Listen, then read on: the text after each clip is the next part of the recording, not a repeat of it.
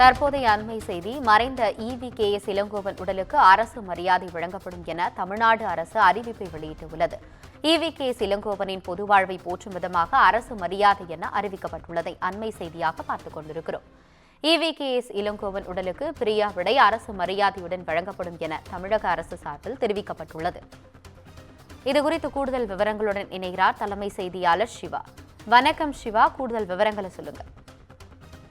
ஈரோடு கிழக்கு சட்டமன்ற தொகுதியினுடைய சட்டமன்ற உறுப்பினராகவும் காங்கிரஸில் நீண்ட கால உறுப்பினராக இருந்தவரும் முன்னாள் மத்திய அமைச்சருமான EVKS இளங்கோவன் நேற்றைய தினம் மறைந்த நிலையில அவருடைய உடலுக்கு முழு அரசு மரியாதை வழங்கப்படும் என்று தமிழக அரசு தற்போது அறிவித்திருக்கிறது.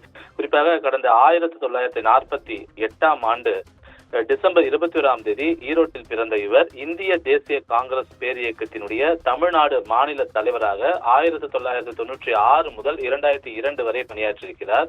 2004 நாடாளுமன்ற உறுப்பினராக கோபிச்செட்டிப்பாளையத்தினுடைய மக்களவை தொகுதியிலிருந்து மக்களால் தேர்ந்தெடுக்கப்பட்டு மத்திய அரசினுடைய ஜவுளித்துறை இணை அமைச்சராக அவர் பொறுப்பு வகித்திருக்கிறார். எனவே மத்திய அமைச்சராக பொறுப்பு வகிக்கும் போது தமிழகத்திற்கு பல்வேறு திட்டங்களை அவர் வழங்கியிருக்கிறார். அது மட்டுமல்லாமல் தமிழ்நாடு அரசியல் மட்டுமல்லாமல் இந்திய அரசியலிலும் சிறப்பான ஒரு மக்கள் சேவை ஆற்றக்கூடிய அவர் அரசியல் மக்கள் பணி பொது வாழ்வு என அனைத்து தளங்களிலும் நீண்ட அனுபவம் கொண்டவராக இருக்கிறார் என்று தமிழக அரசு தெரிவித்திருக்கிறது.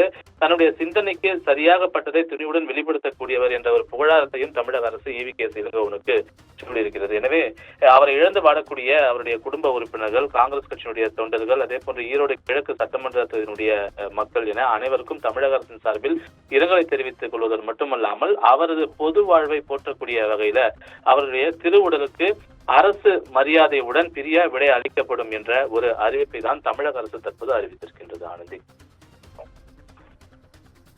விவரங்களுக்கு நன்றி சிவா.